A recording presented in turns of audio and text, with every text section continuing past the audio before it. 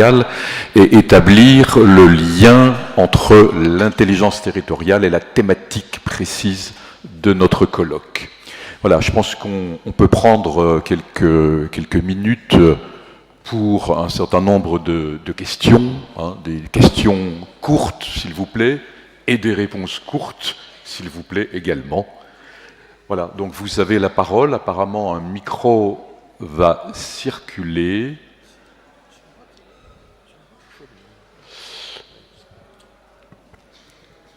Alors, qui souhaite se lancer et poser une première question?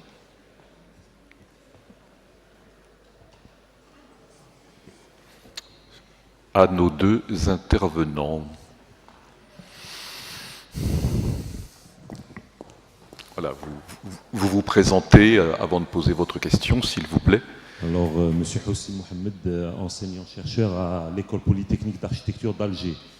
Donc, ma question s'adresse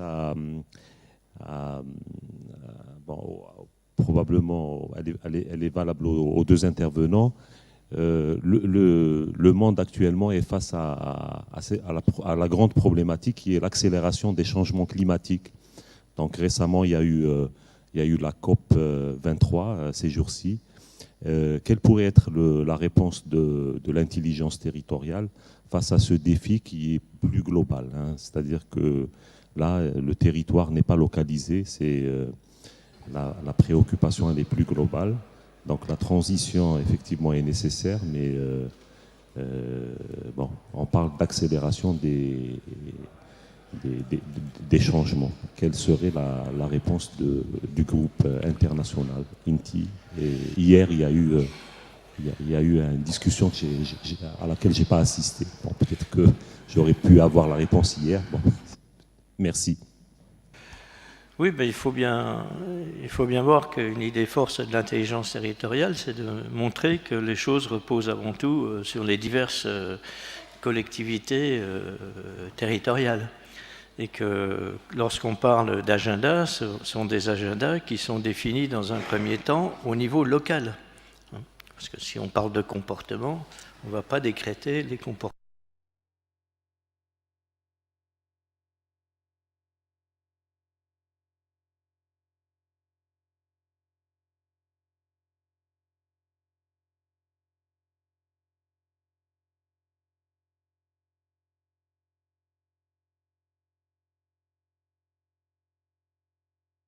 Il y a plusieurs niveaux de territoire. Chaque territoire est contenu souvent dans plusieurs territoires. Et donc, en fonction de cette logique multiniveau, les calendriers, les objectifs doivent s'organiser. Mais ils doivent s'organiser jusqu'à la base et avec des solutions qui seront certainement variables d'un territoire à l'autre, parce qu'un des grands enseignements de ce qui se passe actuellement, c'est que tous les territoires ne sont pas non plus touchés de la même manière, même si le phénomène est planétaire. Cyril. Oui, juste ajouter, bonjour Hossein, merci pour la question. Aussi à ajouter effectivement, mais dans le même sens que ce que dit Jean-Jacques à l'instant, qu'effectivement ils ne sont pas tous touchés de la même manière, mais que l'un des grands intérêts dans l'approche en fait de l'intelligence territoriale, c'est d'essayer de supprimer ce système d'imposition qui vient du haut vers le bas et de bien comprendre qu'on est tous dans le même bateau. Et en tout cas, si ça continue comme ça, on ne sera plus que sur un bateau, s'il reste encore un peu d'eau au milieu de tout ça. Mais en tout cas, ça va être un peu compliqué. Et qu'on doit tous non seulement en prendre conscience, on vit tous ces changements climatiques. On les voit au quotidien. Dès qu'on parle avec vous, on s'en rend compte tous qu'il se passe des choses très très bizarres dans ce qu'on vit au quotidien. À partir de là, se poser la question de chez moi, qu'est-ce qui se passe et comment, globalement, c'est-à-dire collectivement, déjà nous contribuons au changement climatique à l'heure actuelle. Et à partir de là, comment on pourrait ne plus contribuer au changement climatique à l'heure actuelle? Le principe de ce maillage-là, si on fait tout ça dans nos différentes communautés, on peut quand même espérer et imaginer réussir à inverser la tendance. La question, c'est quand?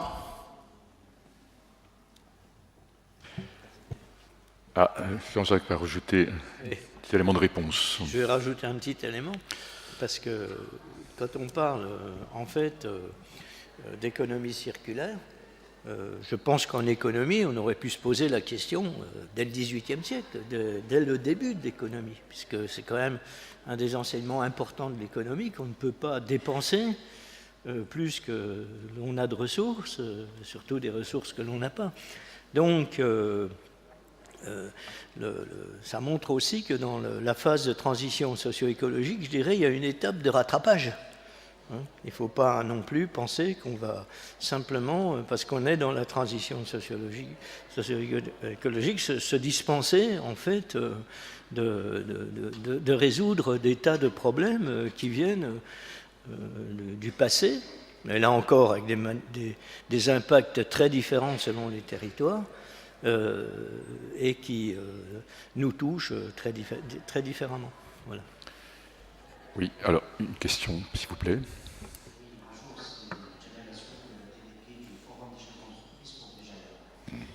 Moi, en fait, j'ai écouté donc les deux interventions ce matin.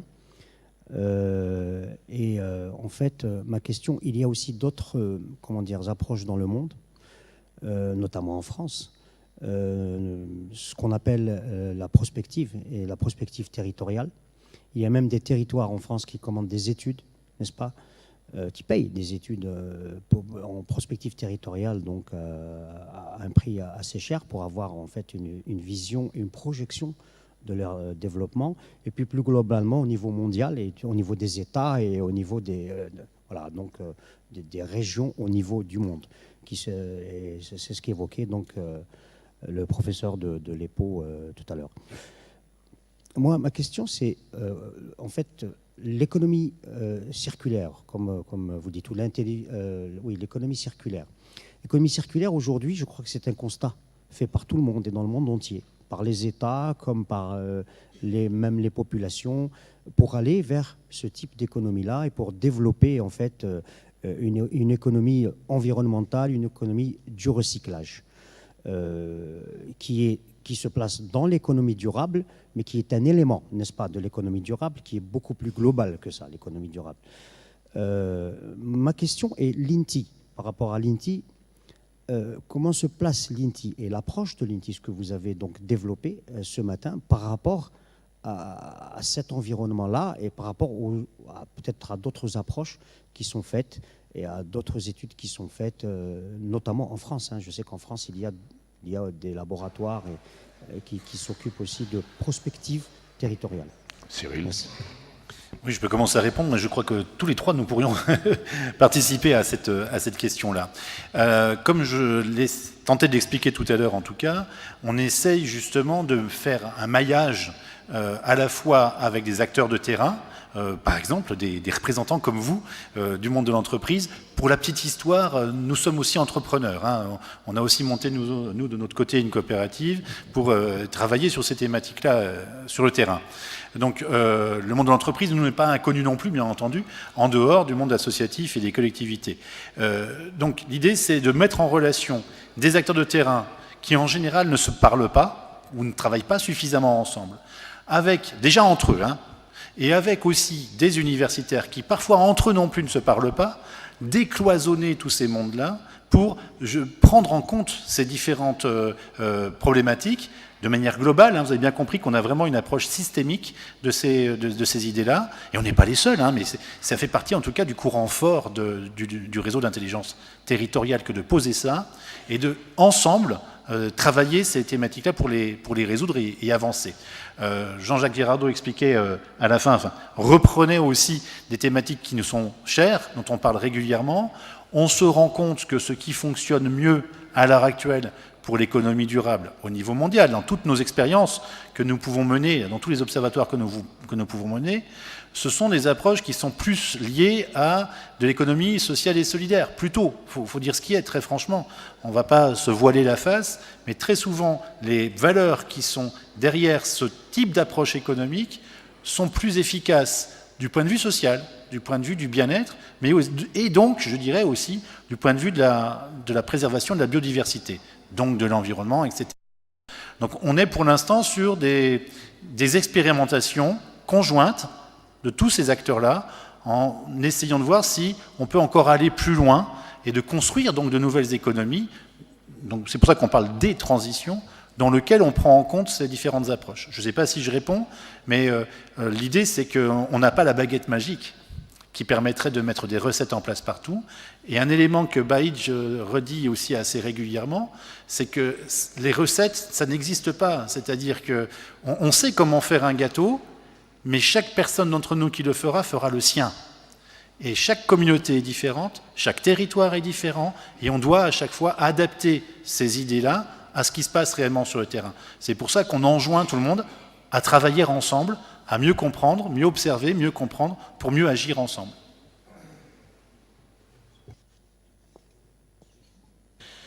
Oui, ce que je voulais dire, c'est que la multidisciplinarité, ça se construit. La multisectorialité, ça se construit également. Alors, pour la multidisciplinarité, il se trouve qu'à Besançon, on avait une tradition de travail multidisciplinaire à travers des groupes de recherche depuis les années 70. Et d'ailleurs, un des premiers travaux, c'était déjà sur les décharges, les carrières abandonnées, etc. Donc, pour nous, ce sujet n'est pas totalement nouveau.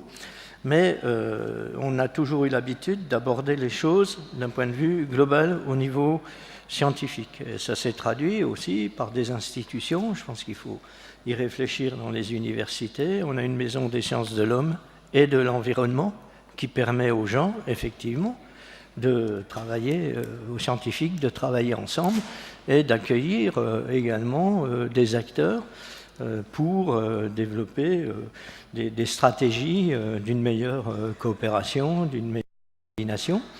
Et actuellement, on a développé aussi un observatoire de la transition socio-écologique sur la Bourgogne-Franche-Comté. Enfin bon, donc tout un ensemble d'actions qui permettent d'avoir les éléments scientifiques pluridisciplinaires, mais aussi qui permettent aux acteurs et aux décideurs de décider des stratégies de coopération qui n'excluent pas non plus, bien sûr, un peu de stimulation, etc., mais qui fondamentalement vont permettre aux acteurs de se connaître, de partager leurs informations et d'élaborer des stratégies communes où chacun a sa place.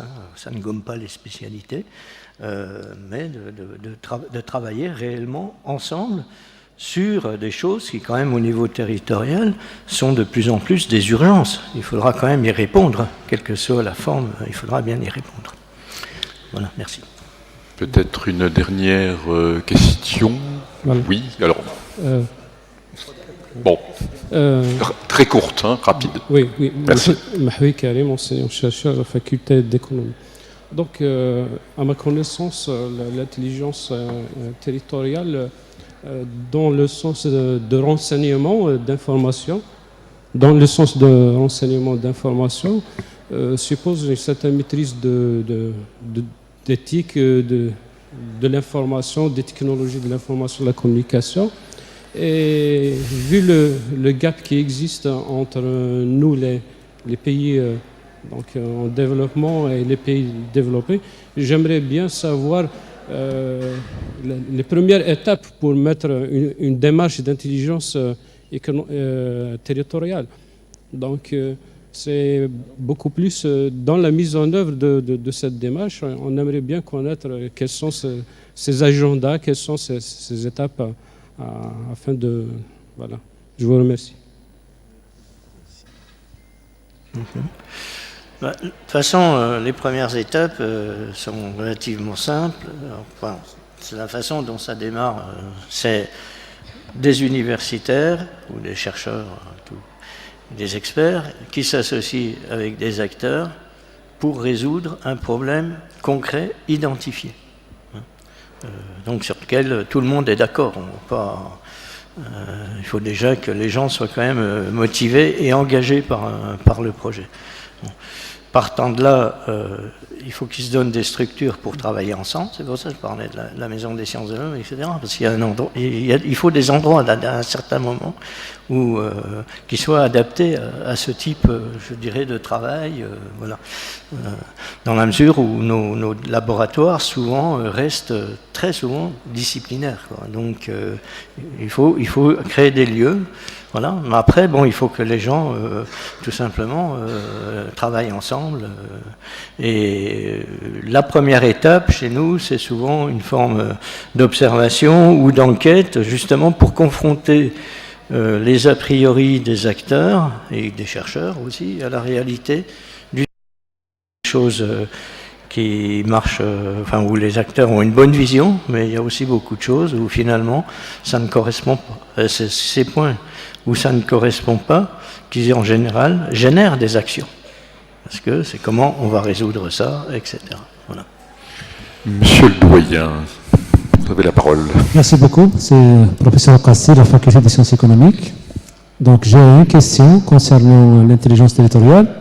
C'est qu'on a remarqué depuis 4-5 ans un nouveau phénomène économique qui s'appelle un nouveau cycle économique tourné beaucoup plus vers le national avec le retour des frontières, l'élection de Trump aux États-Unis et certains responsables politiques en Europe. Est-ce qu'on peut la considérer comme étant une chance aujourd'hui de s'intéresser beaucoup plus au niveau local? Et en même temps, est-ce que ce regain d'intérêt pour le national, pour le retour des frontières, peut être considéré comme étant une menace aussi concernant le respect de l'environnement quand on voit le retrait des États-Unis de la COP21 et le minimum, l'accord qu'on a eu à Paris pour la COP21, est-ce que ce n'est pas un paradoxe? D'un côté, c'est une chance pour les territoires, mais en même temps, on peut le considérer comme étant une menace pour le respect de l'environnement. Je vous remercie. Oui. Oui, vous avez entièrement raison. Merci de la question. C'est un vrai souci qu'on a à l'heure actuelle partout, hein, dans le monde entier. Et on se rend bien compte justement que là où les expériences fonctionnent le mieux à l'heure actuelle au niveau social, donc pour le bien-être des populations, c'est quand on arrive à articuler du local avec des niveaux au-dessus, on va dire, et même interpays, hein, même interpays. Et ça, c'est vraiment la problématique actuelle. Donc l'incohérence dont vous parlez, qui pose effectivement problème à l'heure actuelle, nous on espère qu'elle va un petit peu tomber justement avec cette idée du travail au plus près, du travail au niveau local. Normalement, on devrait, par la somme des activités locales, réussir à améliorer, on va dire, des problèmes nationaux. Mais les problèmes, ce qui se fait au niveau local a souvent besoin d'être transformé aussi dans l'appareil législatif. Hein, les bonnes expériences, des protocoles qu'on met en place de manière pilote sur un territoire, puis un deuxième, puis un troisième. L'objectif, c'est que ça devienne ensuite quelque chose dans l'appareil législatif, enfin, que ça devienne un dispositif existant.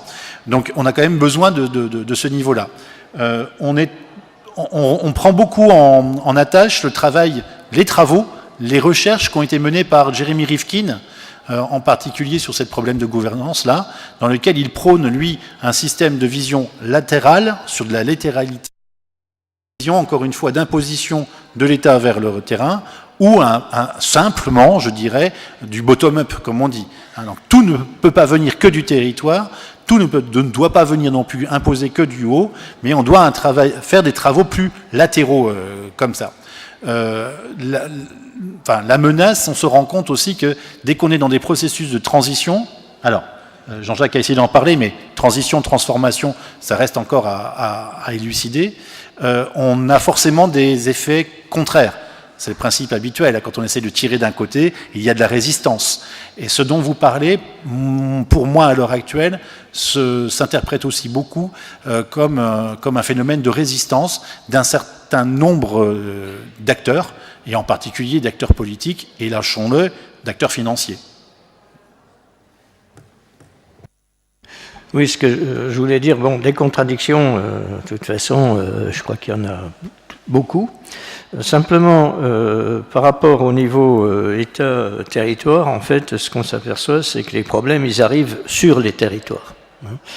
Il y a beaucoup d'actions qui arrivent parce que tout d'un coup, il y a une inondation très importante, comme ça s'est passé à La Plata. Et bon, ben là, les acteurs, les scientifiques qui sont convoqués, etc., il faut résoudre le problème. C'est pas... Voilà. Donc, disons qu'on est, comme je dis, on est dans un monde de contraintes, on est dans un monde d'urgence, et les urgences, elles s'expriment souvent sur le territoire. Quand on parle du dérèglement climatique, bon, c'est quelque chose... Mais en fait, les effets, ils sont très concrets et ils se produisent toujours sur un territoire donné. Après, le travail, c'est avant tout, quand je parle de projets concertés, c'est justement d'arriver à résoudre les contradictions entre les uns et les autres et de s'entendre sur un objectif bien concret et de s'entendre pour y contribuer tous, y compris en partageant des ressources, etc. C'est pas simplement une réunion où on se dit, bon, on va faire ça. Non, il faut le faire après. Donc, il faut faire des vrais projets, il faut aller chercher des moyens et il faut partager les moyens qu'on a déjà sur le territoire. Voilà.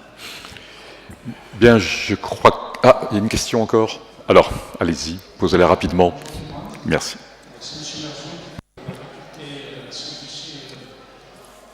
De Béjaïa. Donc, vous avez tous les deux un peu insisté sur le rôle des comportements dans la gestion des déchets et de l'économie circulaire, et aussi dans la transition vers l'économie durable. Donc, ma question, c'est, à votre avis, quel est le mécanisme, ou bien quels sont les mécanismes qui sont plus efficaces pour influencer ces comportements, justement? Je peux y aller. J'ai effectivement dédié quelques diapos dans ma présentation à cette problématique-là, parce que nous sommes amenés très régulièrement à travailler sur ce qu'on appelle maintenant de manière globale l'accompagnement du changement. Alors, c'est quelque chose qu'il faut savoir, on ne guide pas le changement, on accompagne le changement et on accompagne les transitions. Pour l'instant, ce qu'on expérimente énormément sur le terrain, ce sont les deux pistes que j'ai montrées dans le diapo, que moi je connais bien, pour les mettre en place sur pas mal de territoires différents. C'est l'accompagnement du changement vu par les collègues de psychologie et de psychiatrie, en particulier Di Clemente, qui réagit beaucoup sur la distance d'un individu ou d'une communauté par rapport à un problème. C'est tout bête, hein, mais la question c'est si je fume et je veux arrêter de fumer, parce que c'est un vrai problème dans le monde entier. Il y a des gens qui n'ont même pas l'idée qu'ils doivent arrêter un jour, et puis il y a des gens qui disent j'arrête demain, et qui passent, qui le font concrètement. Donc on est plus ou moins proche et plus ou moins loin par rapport à un problème. Quand on est sur le problème des bouteilles d'eau, par exemple, voilà, comment on réagit. Donc ça fait partie des pistes importantes. Une deuxième piste qui fonctionne très très bien, hein. On met pas mal d'actions en place là-dessus, et l'une des premières actions, pour répondre aussi dans le sens de ce que disait Jean-Jacques Girardot sur quelles sont les étapes, l'une des premières étapes, c'est de comprendre quelle est la distance d'une population et donc d'individus par rapport à telle problématique. Si on parle des déchets ici, et qu'on voudrait par exemple comprendre mieux, faire une grande enquête population sur comment la population est prête à changer ses comportements, quelle est sa résilience, quel est son comportement, on va dire, ou voilà, sa distance par rapport à ce problème-là, ce serait vraiment intéressant. Ce serait une première étape à lancer pour comprendre si on est très très proche ou si on est très très loin. Et on aura forcément plein de profils différents. Des profils qui sont déjà très proches de la solution et des profils qui en sont très loin. Et pour chacun de ces profils, on travaille ensuite différemment. Ensuite, c'est la deuxième possibilité, c'est les fameux nudges dont j'ai parlé aussi, ce petit coup de pouce, ce petit coup de coude qu'on peut donner à quelqu'un pour l'inciter à avoir un comportement différent. Serge Guillemin, qui est ici présent et qui parlera aussi d'autres sujets, pourra citer le fait que sur la ville de Besançon, mais je vais essayer de pas trop spoiler toute son histoire, sur la ville de Besançon, par rapport aux déchets, l'un des travaux importants qui a été mis en place par la communauté a été de labelliser l'eau publique et de donner une marque, en fait, à l'eau qui coule du robinet, en disant elle est tellement bonne pour votre santé qu'elle a le droit d'avoir un nom comme telle eau minérale qui est vendue dans une bouteille. Ils l'ont appelé donc Besançon Bisontine, et ils ont appelé la Bisontine, étymologiquement ça vient de là, et ça a eu un succès fou. dans les restaurants, chez les gens, et les gens ont des carafes avec marqué la Byzantine. C'est ce qu'on appelle aussi le château La Pompe, pour rigoler un peu. Mais ça fait partie de ces solutions-là, les nudges, comme on dit, qui permettent d'inciter les gens à des comportements plus efficaces collectivement. Bien, merci. Écoutez, je regarde notre président de colloque. Est-ce qu'on prend encore une question? Non, on arrête là. Voilà, on est déjà un petit peu en retard. Donc, on va s'arrêter là. Et après la pause, nous poursuivrons par une deuxième séance plénière avec les interventions donc, de Serge Guillemin de la ville et de la communauté d'agglomération de Besançon et l'intervention du professeur Reladi. Mais maintenant, nous arrêtons là. Nous remercions les deux intervenants et tous ceux qui ont posé des questions.